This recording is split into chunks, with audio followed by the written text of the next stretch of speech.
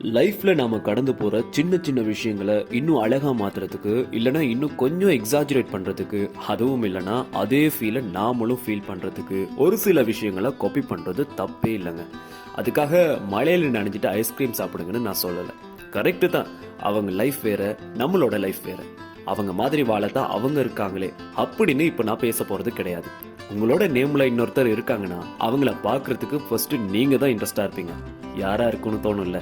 சில நேரங்கள்ல ஒரே மாதிரியான ஹேபிட்ஸ் இருக்கவங்க பேசி பழகுறப்போ அவங்களுக்குள்ள இருக்கிற அந்த பாண்டிங் இன்னும் ஸ்ட்ராங்கா இருக்கும்.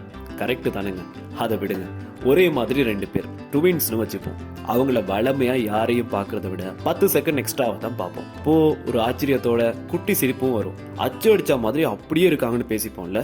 ஒரே மாதிரி வாய்ஸ் இருக்கவங்க பேசுறப்போ சின்ன சின்ன கன்ஃபியூஷன்ஸ், அதுவும் நல்ல வேடிக்கையா தாங்க இருக்கும். ஏன் நாம மிமிக்ரி பர்ஃபார்மன்ஸ்லாம் எவ்வளவு விரும்பி பார்க்குறோம். நீங்க காஸ்ட்லியா பார்த்து பார்த்து எடுத்த டிசைன்ல தச்ச ஒரு சட்டையை போட்டுட்டு காஃபி ஷாப் போனா அங்க இருக்கிற டேபிள் கிளாத்தும் சேம் டிசைன்னா உங்களை தவிர சுத்தி இருக்கிற அத்தனை பேருக்கும் ஒரு இனம் புரியாத சிரிப்பு. ஜாலி தானேங்க? அவ்வளவு ஏன் நம்ம ரெண்டு பேருக்கும் ஒரே மாதிரியான டேஸ்டா இருக்கே அப்படின்னு ஒரு நங்குரத்தை நச்சுன்னு போட்டு தானுங்க ரிலேஷன்ஷிப்பே ஆரம்பிக்கிறோம். எக்ஸாம் ஹால்லையும் அப்படித்தாங்க. ஆனா அங்க காப்பி பண்றது அவ்வளவு ஈஸி கிடையாது. எக்ஸாம் ஹாலை விடுங்க, அது கிடக்கட்டும். இப்ப சொல்லுங்க, காப்பி பண்றத எதுக்குங்க கிரைமா பார்க்கணும்?